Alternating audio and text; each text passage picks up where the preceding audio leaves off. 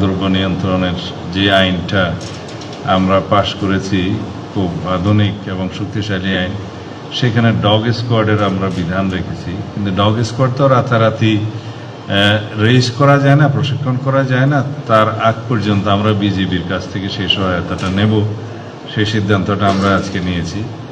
আর বিজিবিকে আরও স্ট্রেনথেন করার জন্য বিজিবির জনবল বৃদ্ধি, আমাদের যানবাহন, বিভিন্ন ইকুইপমেন্টস সংগ্রহ করা, অস্ত্র সংগ্রহ করা, এগুলোর বিষয়ে আমরা বিভিন্ন সিদ্ধান্ত নিয়েছি যেগুলো বিজিবিকে আরও শক্তিশালী করবে।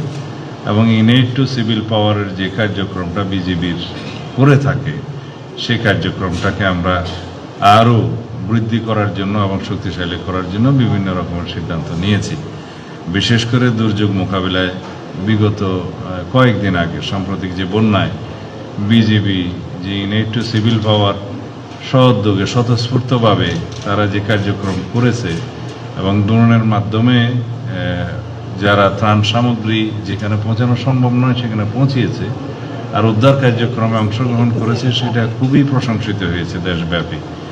এইরকম অন্যান্য সমস্ত কার্যক্রমে বিজেপি সীমান্ত প্রহরার বাইরেও যে কার্যক্রমগুলো করে থাকে সেগুলো যাতে আরও বাড়ানো যায় এবং জনসম্পৃক্ত অন্যান্য কার্যক্রমের মাধ্যমে আমরা যাতে বিজেপিকে আরও বেশি শক্তিশালী করতে পারি, সেই সিদ্ধান্তগুলো আমরা আজকে প্রাথমিকভাবে নিয়েছি।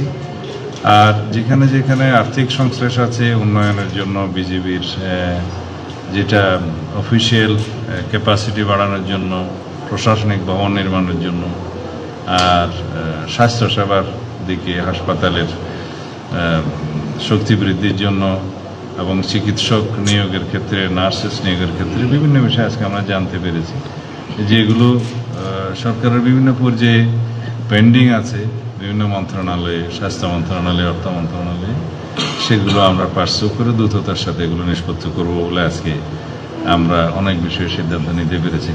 ধন্যবাদ আপনাদেরকে। আপনারা নিশ্চয়ই প্রশ্ন করবেন পোষণ টোষণ নিয়ে, তো আপনারা করেন।